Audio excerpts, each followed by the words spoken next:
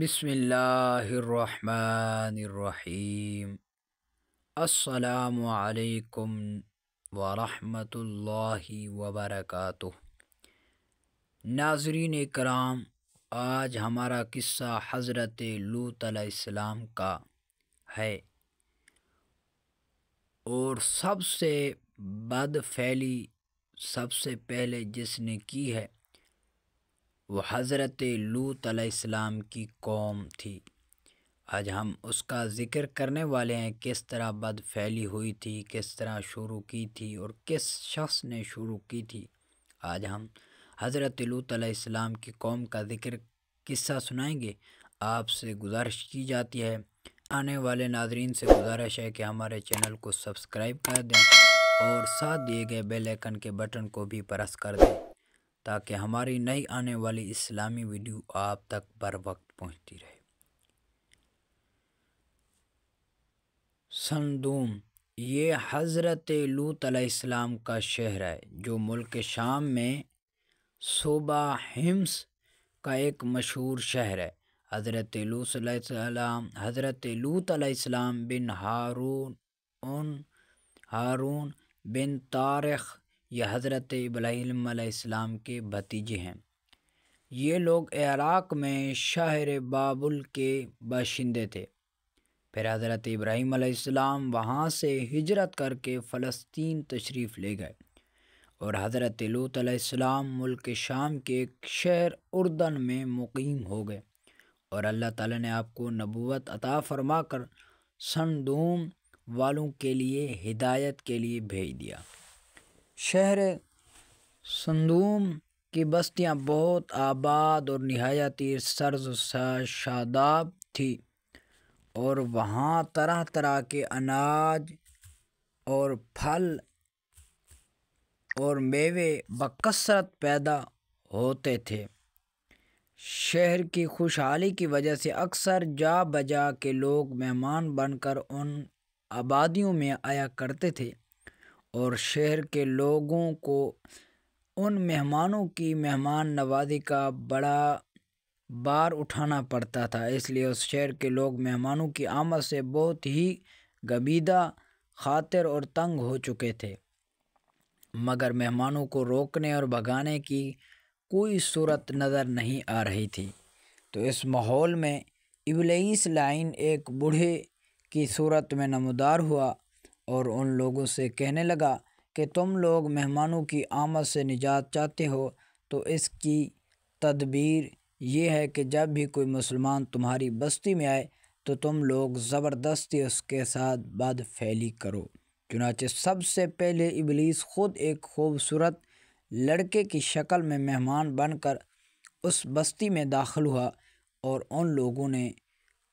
ان لوگوں سے خوب بد فعلی کروائی۔ اس طرح یہ بد فعل ان لوگوں نے شیطان سے سیکھا۔ پھر رفتہ رفتہ اس برے کام کے یہ لوگ اس قدر عادی بن گئے کہ عورتوں کو چھوڑ کر مردوں سے اپنی شہوت پوری کرنے لگے۔ چنانچہ حضرت لوط علیہ السلام نے ان لوگوں کو اس فعل بد سے منع کرتے ہوئے اس طرح وعظ فرمایا۔ ترجمہ: کیا تم لوگ وہ بے حیائی کرتے ہو جو تم سے پہلے جہاں میں کسی نے بھی نہ کی؟ تم مردوں کے پاس شہوت سے جاتے ہو، عورتوں کو چھوڑ کر بلا شبہ تم لوگ حد سے گزر گئے ہو۔ حضرت لوط علیہ السلام کے اس اصلاحی وعظ کو سن کر اور ان کی قوم نے نہایت بے باکی اور انتہائی بے حیائی کے ساتھ کیا کہا، اس کو قرآن مجید نے فرقان حمید میں بیان فرمایا۔ ترجمہ: اور ان کی قوم کا جواب اس کے سوا کچھ نہ تھا کہ وہ کہتے تھے کہ حضرت لوط علیہ السلام کو اپنی بستی سے نکال دو، یہ لوگ تو پاکیزگی چاہتے ہیں۔ جب قوم لوط کی سرکشی اور بد فعلی قابل ہدایت نہ رہی تو اللہ تعالیٰ کا عذاب آ گیا۔ چنانچہ حضرت جبرائیل علیہ السلام چند فرشتوں کو ہمراہ لے کر آسمان سے اتر پڑے۔ پھر یہ فرشتے مہمان بن کر حضرت لوط علیہ السلام کے پاس پہنچے، اور یہ سب فرشتے بہت ہی حسین اور خوبصورت لڑکوں کی شکل میں تھے۔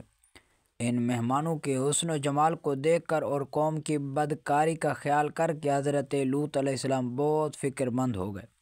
تھوڑی دیر میں قوم کے بدفعلوں نے حضرت لوط علیہ السلام کے گھر کا محاصرہ کر لیا اور ان مہمانوں کے ساتھ بدفعلی کے ارادے سے دیوار پر چڑھنے لگے۔ حضرت لوط علیہ السلام نے نہایت دل سازی کے ساتھ ان لوگوں کو سمجھایا اور اس برے کام سے منع کرنا شروع کر دیا، مگر یہ بدفعل اور سرکش قوم اپنی بیہودہ جواب اور برے اقدام سے باز نہ آئی، تو آپ اپنی تنہائی اور مہمانوں کی سامنے رسوائی سے تنگ دل ہو کر غمگین اور رنجیدہ ہو گئے۔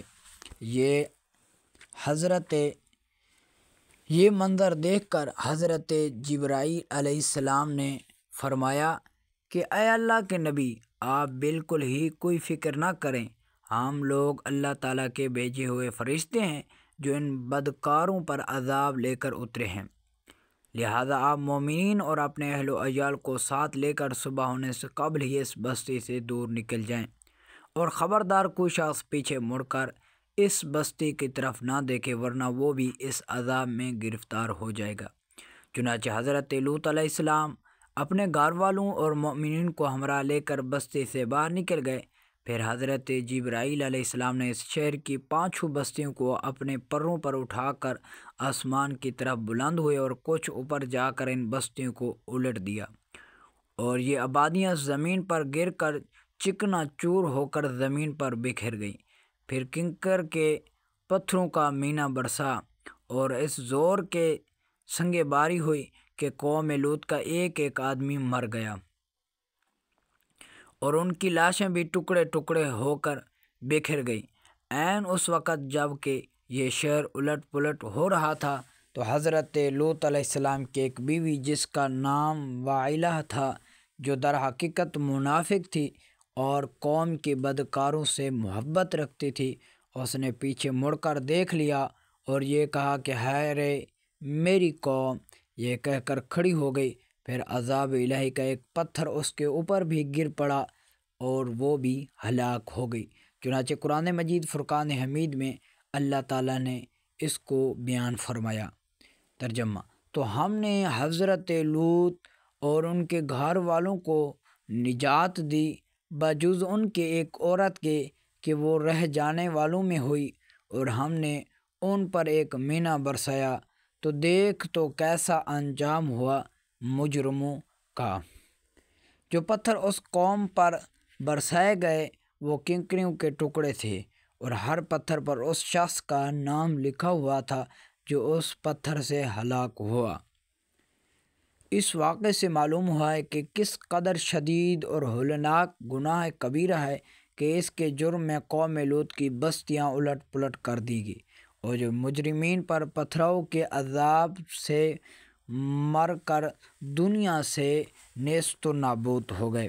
منقول ہے کہ حضرت سلیمان علیہ السلام نے ایک مرتبہ ابلیس لعین سے پوچھا کہ اللہ تعالیٰ کو سب سے بڑھ کر کون سا گناہ ناپسند ہے؟ تو ابلیس نے کہا کہ سب سے زیادہ اللہ تعالیٰ کو یہ گناہ ناپسند ہے کہ مرد مرد سے بدفعلی کرے اور عورت سے اپنی خواہش پوری کرے، اور حدیث میں ہے کہ عورت کو اپنی فرج کو دوسری عورت کی فرج سے رگڑ کر یہ ان دونوں کی زنا کاری ہے جو گناہ کبیرہ ہے۔ اللہ تبارک و تعالی ہمیں گناہوں سے بچنے کی توفیق عطا فرمائے۔ اللہ تبارک و تعالی ہمیں اس قصے سے، اس واقعے سے اللہ تعالی ہمیں عبرت حاصل کرنے کی توفیق عطا فرمائے۔